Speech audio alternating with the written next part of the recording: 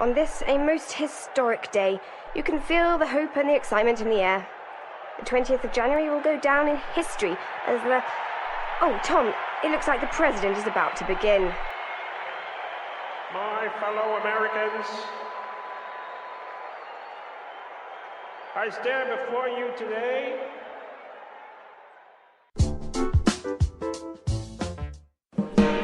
Hello, English learners. Welcome back to another great lesson here with EnglishPod. My name is Marco. And I'm Erica.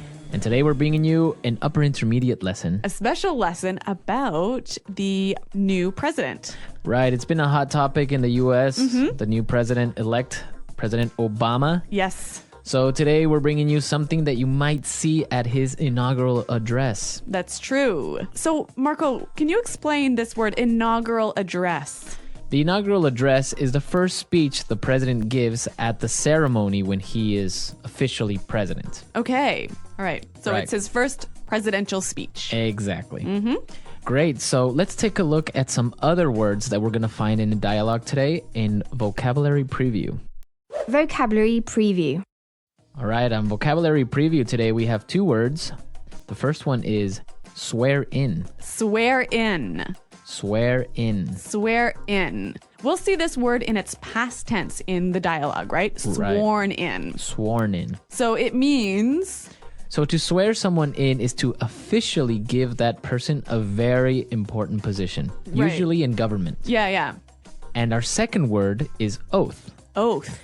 Oath. O-A-T-H. Oath. An oath goes hand in hand with swear in, right? That's right. When you swear someone in, they make an oath. A promise, right? A promise. An official promise to carry out the duties of that job. Right, so they promise that they will do their job. Okay, great. So now let's listen to our dialogue for a first time. Where are we? Well, we're actually watching a news reporter on TV. She's in Washington and she's going to tell us all about what's happening. Great, so let's listen.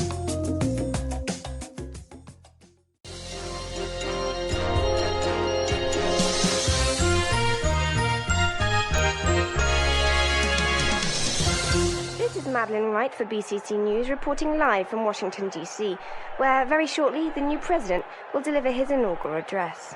Just moments ago, the president was sworn into office. Following the United States Constitution, the president swore an oath to faithfully execute the office of the presidency. And what exactly is going on now, Madeline? Well, Tom, true to American tradition, the band has just played Hail to the Chief, and the president has been honored with a 21-gun salute. Now we're waiting for the president to take the stage and deliver his speech. Tom, it's like the who's who of the political world here on Capitol Hill, with dignitaries representing several different countries. What's the mood on the ground like, Madeline? In a word, the mood here is electric. The excitement in the air is palpable. I've never seen a larger crowd here on Capitol Hill. The audience is shouting, crying, and embracing each other. On this, a most historic day, you can feel the hope and the excitement in the air. The 20th of January will go down in history as the... Oh, Tom, it looks like the president is about to begin. my fellow Americans, I stand before you today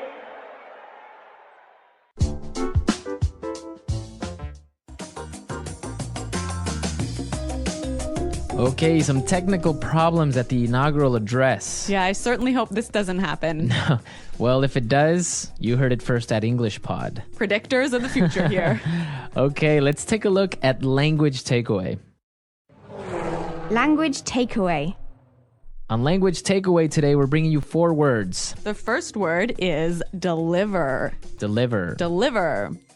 Like deliver a pizza. No. Let's listen. We've got 3 examples that will show the meaning of this word. Example 1. Who's going to deliver the welcome speech? Example 2. I've been asked to deliver a presentation on the findings of our research project.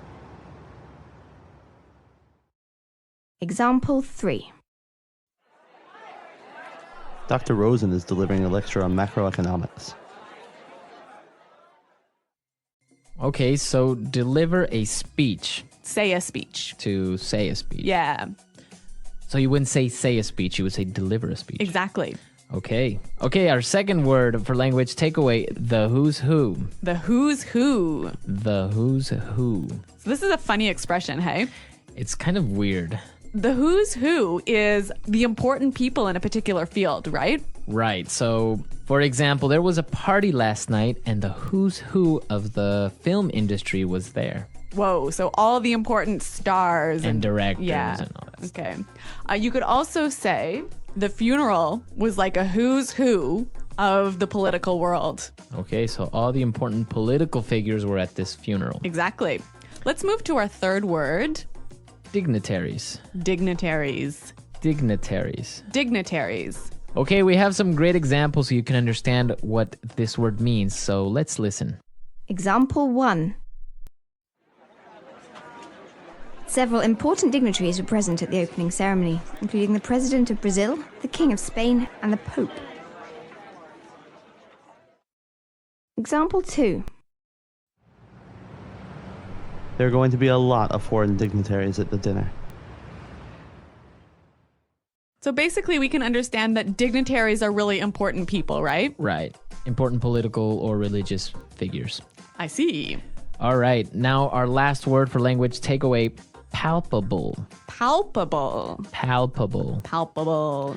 When something is palpable, it's so strong you can feel it. Okay, so it's a very strong feeling. You can almost touch it. Yeah, like the excitement was palpable or the fear was palpable. Okay, interesting word, palpable. Let's listen to our dialogue again, and now let's try and listen to all these words we just talked about.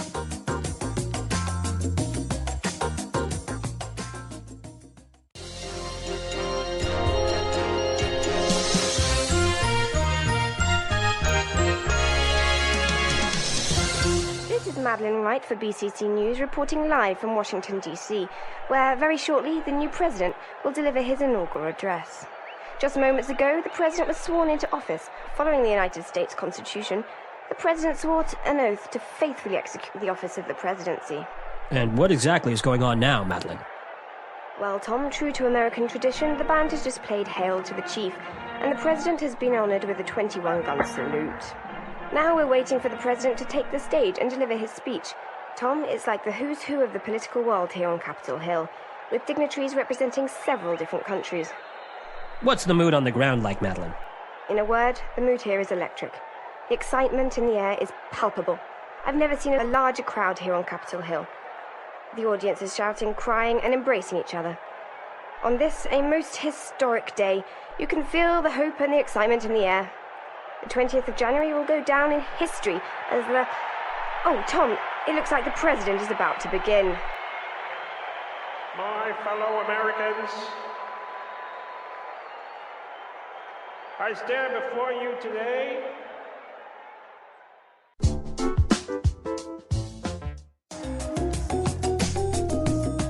Okay, so if you noticed in our dialogue, we have some really interesting phrases there. Yes. So I think it's time for us to take a look at Fluency Builder. Fluency Builder.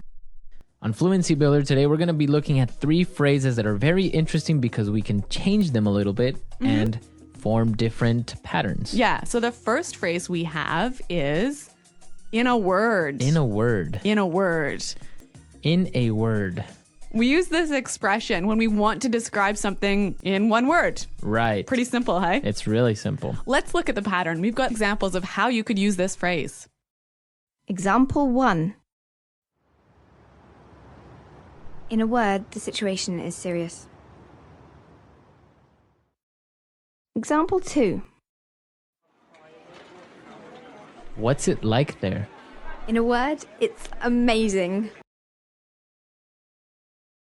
Okay, so in a word, this podcast is Awesome. amazing. Uh-huh.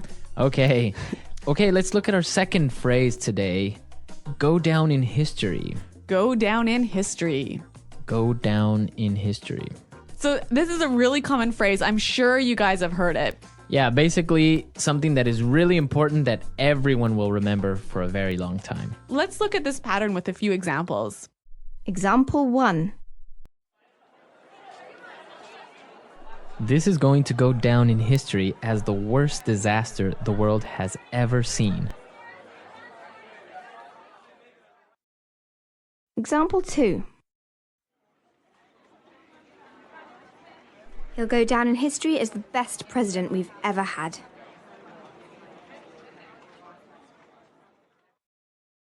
Example 3. This day will go down in history. Okay, so as you can see, the pattern is we're using a superlative. That's right. The most, the best, The biggest, the worst. the worst, right? Uh-huh. And our final phrase in putting it together is My fellow Americans. my fellow Americans. My fellow Americans. So obviously you can change this one up a little bit, hey? Right, you can say my fellow co-workers, Uh-huh. My fellow citizens. my fellow family members. Yes.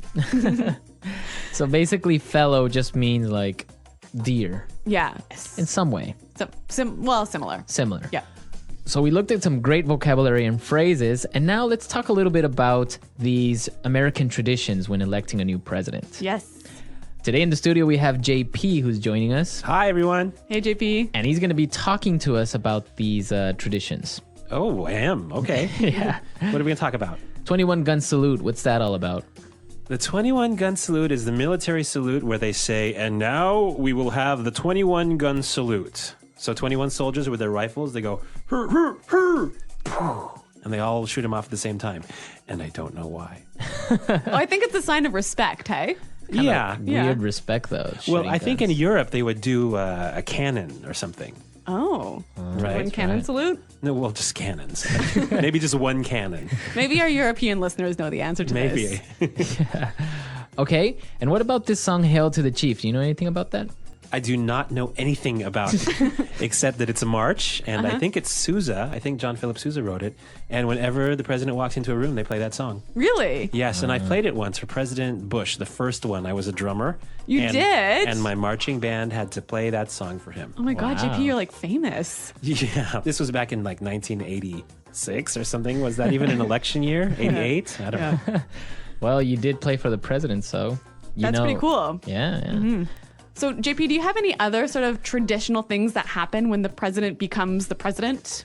Well, I can tell you that Jimmy Carter, you know, when he was elected president, this motorcade was going down Pennsylvania Avenue, and he stopped the car and got out. Really? Do what? Yeah, to walk. He wanted to walk down Pennsylvania Avenue. He wanted to walk down the, down the street. To be with the people. Yeah, I think so, and I think it made the Secret Service insane. Maybe the car smelled bad or something. Maybe so.